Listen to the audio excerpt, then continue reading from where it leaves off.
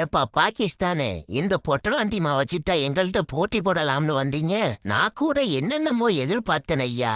எல்லாரும் ஒரே ஆளு. பாக்கெட்டு டைனமோ மனுஷனை செஞ்சாங்களா செதுக்குனாங்களானே தெரியல. வச்சு பாகிஸ்தான புளின்னு புளிஞ்சு எடுத்துட்டா. நான் கூட பாகிஸ்தான் ஃபர்ஸ்ட் பவுலிங் போட்டு நிறைய விக்கெட் எடுத்துப்புன்னு நினைச்சேன். விக்கெட்லாம் எடுத்தாங்க, ரன்னை தான் கொஞ்சம் வாரி வழங்கிட்டாங்க. அதுவும் நம்ம இசான் கிசானுக்கு மட்டும். கடைசியா நம்ம சிக்ஸர் டூபே வந்து ஒரு மேட்ச் ஆடினாப்ல.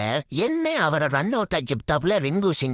இல்ல என்ன ஸ்கோர் போட இன்னும் கொஞ்சம் எகிரி இருக்கும். 175 போதும்னு தான் நானும் நினைச்சேன். அது மாதிரிதான் நம்ம பவுலர்ஸ் கத்துக்கிட்ட மொத்த வித்தையும் இறக்கிட்டாங்கயா. ஃபர்ஸ்ட் ஓவரே நம்ம ஹர்திக் பாண்டியா என்னையோட டக் அவுட் ஆக்குனீங்கன்னு ஓவர்லயே விக்கெட் மெய்டன் வேற. ரெண்டாவது ஓவர் நம்ம பூமரை போட வந்தாப்ல. அவரை மட்டும் சும்மாவா, அலேக்கா 2 விக்கெட்டை தூக்கிட்டு போயிட்டாப்ல. ஒவ்வொரு பவுலர் கண்ணையும் பார்க்கணுமே, நெருப்பு மாதிரி இருக்கு. அதுல அக்சர் பட்டேலும் ஹர்திக் பாண்டியாவும் முட்டுச்சே விட்டாங்க. பார்வையிலே பாகிஸ்தான் என்னப்பா நம்ம வருணுக்கு மட்டும் விக்கெட் விழுவ மாட்டேங்குது அப்படின்னு நினைச்சிட்டே இருக்கையில வந்தாப்ல. வந்து தொடர்ச்சியா 2 விக்கெட் ஹாட்ரிக் பால மிஸ் பண்ணிவிட்டாப்ல. இல்லாட்டினா ஹாட்ரிக் அடிச்சு தூக்கிட்டு போயிருப்பாப்ல மொத்த விக்கெட்டையும். கடைசியா நம்ம ஹர்திக் பாண்டியாவே வந்து முடிஞ்சு வச்சுட்டாப்ல மேட்ச். 61 ரன் வித்தியாசத்துல பாகிஸ்தானுக்கு பாய் சொல்லிட்டு சூப்பர் ஹைட்டுக்கு போயிருச்சு இந்தியா.